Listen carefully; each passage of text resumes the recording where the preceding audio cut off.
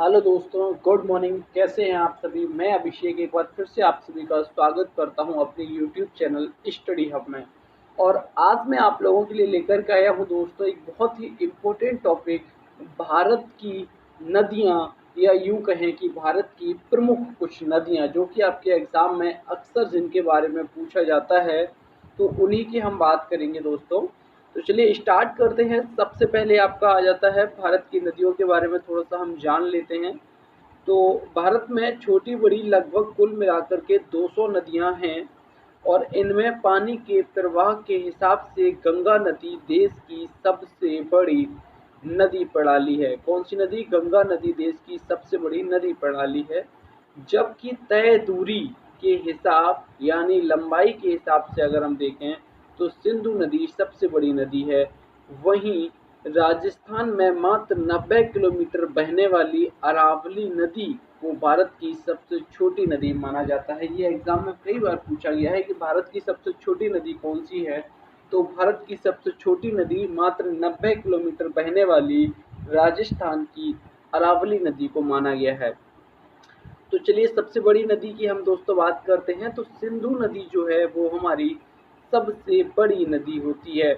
तो सिंधु नदी भारत की सबसे लंबी नदी है और सिंधु नदी का उद्गम तिब्बत में स्थित सिनकाबाव नामक जलधारा से हुआ है। कहाँ से हुआ है? सिंधु नदी का उद्गम तिब्बत में स्थित सिनकाबाव नामक जलधारा से हुआ है और सिंधु नदी की लंबाई लगभग 2900 किलोमीटर होती है। कितनी? 2900 किलोमीटर होती है। भारत में सिंधु नदी तिब्बत और कश्मीर के बीच बहती है। सिंधु नदी नंगा पर्वत के उत्तरी भाग से होकर दक्षिण पश्चिम में सिंधु नदी नंगा पर्वत के उत्तरी भाग से होकर दक्षिण पश्चिम में पाकिस्तान के बीचों बीच से गुजरती है और सिंधु नदी की 5 उपनदियां भी हैं। कौन कौन सी हैं सिंधु नदी की 5 उपनदियां? तो इनमें से है दोस्तों आपकी इरावती, बिपाशा, बितस्ता, चंद्रभागा एवं शतुद्री। इनमें से सबसे बड़ी जो सिंधु नदी की उपनदी है वो होती है आपकी शतुद्री। तो सिंधु नदी की उपनदी होती हैं दोस्तों आपकी इरावती, बिपाशा, बितस्ता, चंद्रभागा और शतुद्री।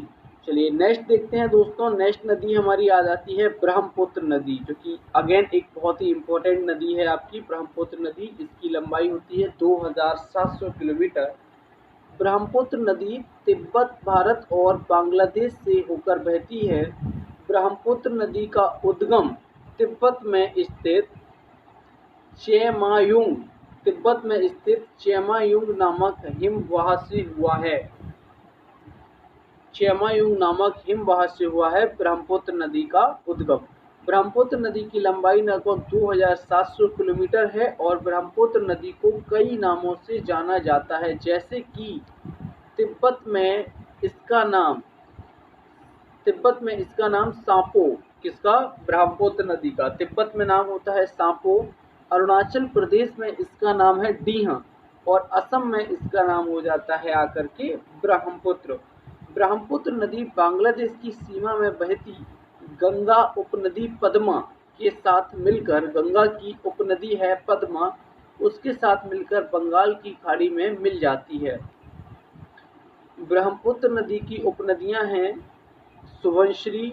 ब्रह्मपुत्र नदी की उपनदियां हैं सुबनश्री, तीस्ता, तोरशा, लोहित और बराक। ये सारी की सारी ब्रह्मपुत्र नदी की उपनदियां हैं सुबनश्री, तीस्ता, लोरशा, लोहित और बराक।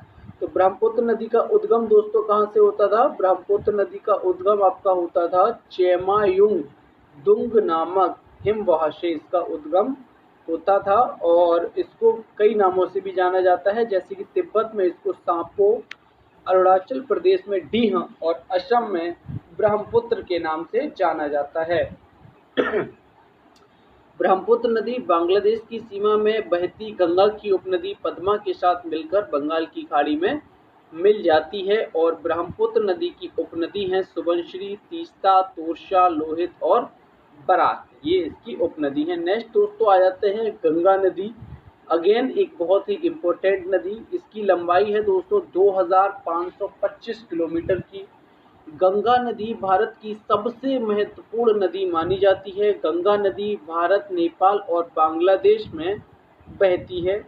गंगा नदी की लंबाई है 2525 किलोमीटर। गंगा नदी की 8 उपनदियां हैं: महाकाली, कर्नाली, कोशी, गंडक, घाघरा, यमुना, सोन, महानंदा आदि। कौन कौन सी हैं गंगा नदी की उपनदियां?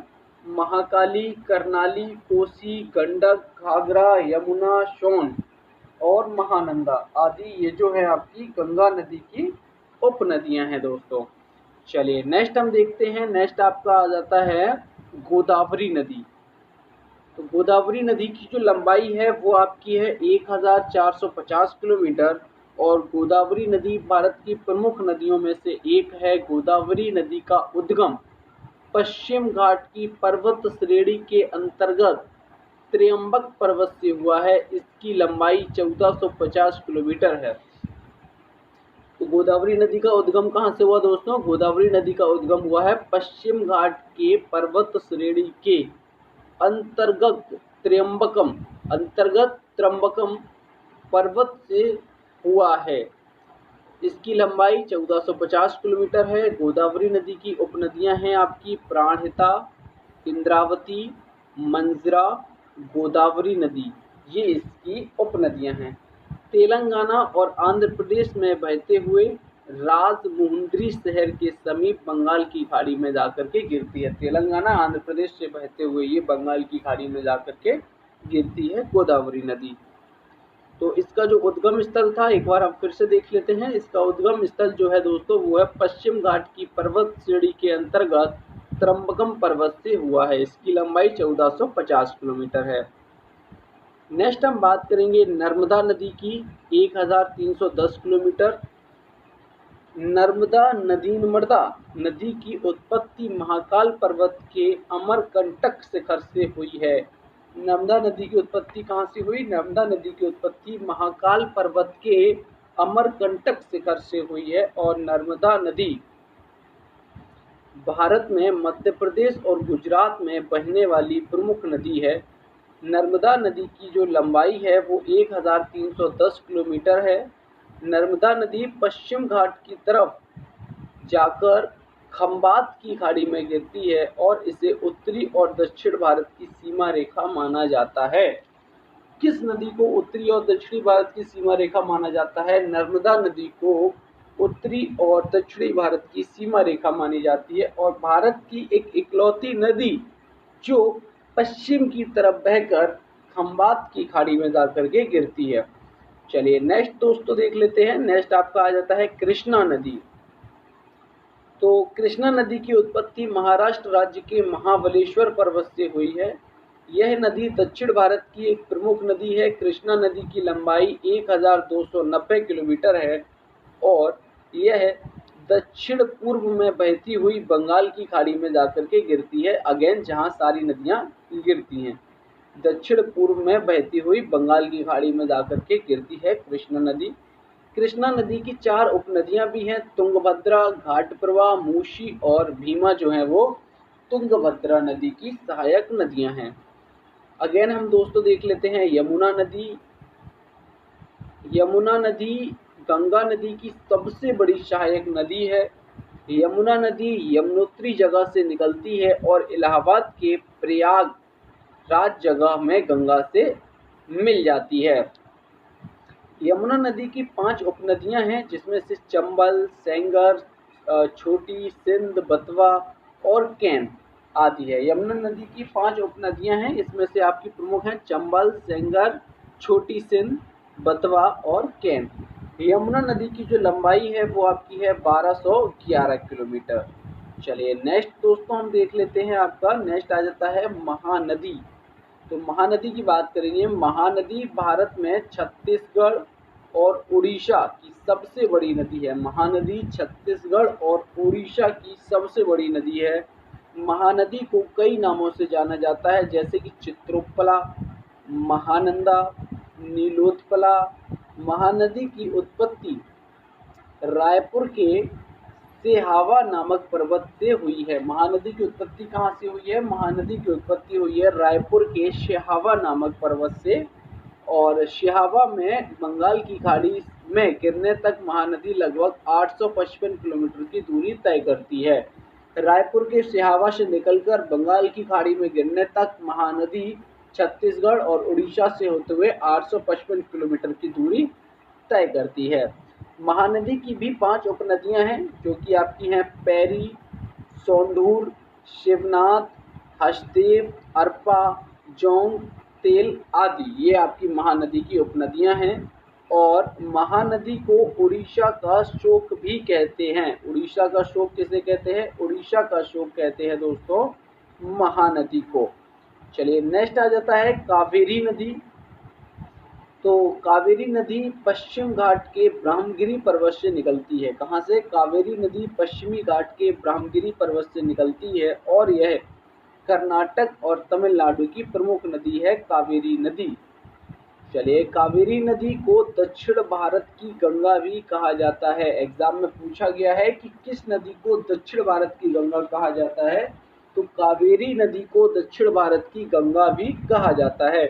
कावेरी नदी की लंबाई 765 किलोमीटर है। सिमसा, हिमावती, भवानी इसकी सहायक नदियां हैं।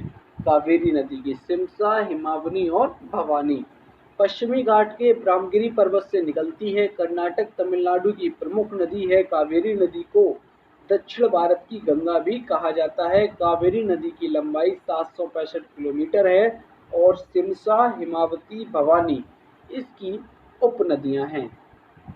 चलिए आप बात कर लेते हैं दोस्तों ताप्ती नदी की, और ये हमारी आज की लास्ट नदी भी होगी।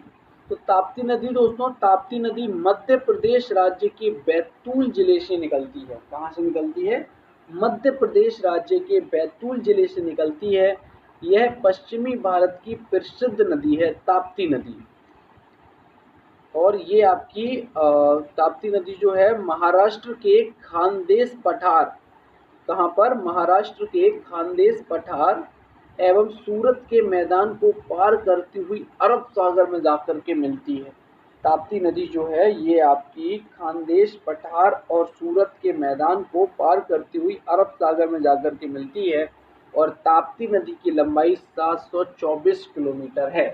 तो दोस्तों उम्मीद करता हूँ आपको आज का ये वीडियो अच्छा लगा होगा। आपको इसमें काफ़ी सारी नॉलेज भी मिली होगी भारत की नदियों के बारे में, नदी संचार प्रणाली के बारे में, और सारी चीज़ें आपने नोट डाउन भी की होंगी। दोस्तों अगर आप एक वीडियो देख लेते हो ना तो चीज़ें आपको वहाँ पे याद नहीं होती हैं। उस टाइम तो शायद हो भी जाए बट वो लॉन्ग टाइम के लिए आपके दिमाग में नहीं रहेंगी।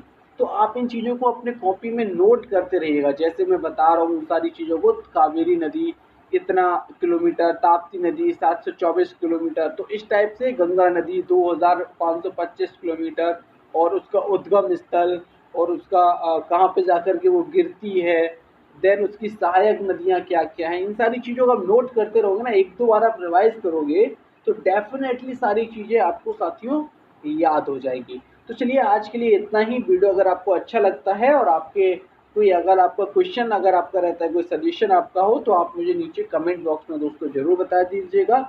और चैनल को सब्सक्राइब करना, अपने दोस्तों को शेयर करना बिल्कुल ना भूलिएगा दोस्तों। चलिए धन्यवाद।